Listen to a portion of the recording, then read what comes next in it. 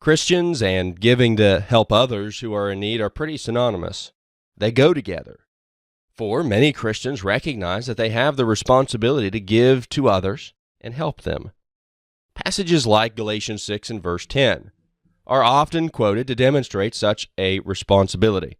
It says, "Therefore, as we have opportunity, let us do good to all, especially to those who are of the household of faith."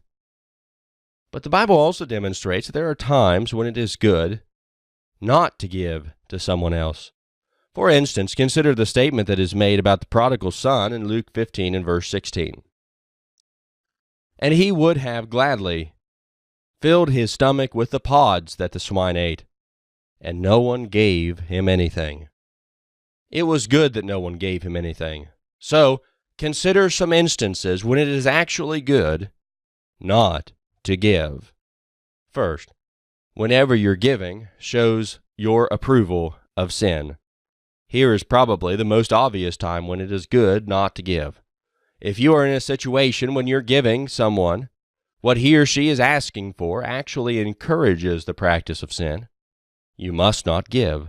Consider that Romans 1 verse 32, after listing many sins people are practicing, says, "Those who practice such things are deserving of death.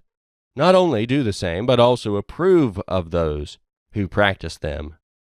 So there are two things to consider from this text relative to giving. First, will your giving express direct approval of any sin? Second, will your giving express indirect approval of any sin? If you ever give in a way that expresses any kind of approval for sin, you are just as guilty as the sinner. Second, it is good not to give whenever your giving enables sin to continue. Coming back to the parable of the prodigal son in Luke 15, we need to consider what would have happened if someone would have given him something. Remember what this man had done. He demanded his portion of his father's inheritance early and wasted it in reckless living. Now he had spent it all and was beginning to face the consequences of the decisions he had made, while a famine hit the land. He tried to remain in a rebellious condition without admitting his sin and returning to his father. Yet because no one gave him anything, that is, no handout to help him survive in his rebellious state, he finally realized the seriousness of what he had done and repented.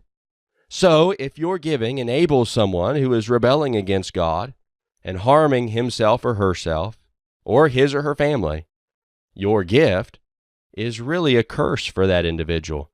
For your gift is enabling him or her to remain in rebellion and helps keep him or her from God. And third, it is good not to give whenever your giving keeps someone from hitting rock bottom. Because no one gave the prodigal son anything, he hit rock bottom. As Luke 15 and verse 16 indicates, he reached a place in his rebellion where he would have gladly eaten the scraps being tossed out to the pigs. And then, because no one cushioned his fall and softened the consequences of his rebellious actions, the very next verse says, in verse 17, "But when he came to himself, he said, 'How many of my father's hired servants have bread enough and to spare, and I perish with hunger?' And then he determined that he would go to his father, confess his sins, and seek reconciliation." Perhaps this never would have happened, though, if someone gave him something along the way. So if your giving stops people who are sinning from hitting rock bottom and looking to God, you are harming them. Although you should love everyone and hate to see someone suffer, you also must not love someone all the way to hell by helping to sustain him or her in sin. Yes, there are times when it is good for the Christian not to give. But you must use prayer and wisdom to determine when those times are. Remember that the best way to love and to give is to love the soul of another in order to give him or her spiritual service that will help him or her go to heaven. May all of your giving be to that end.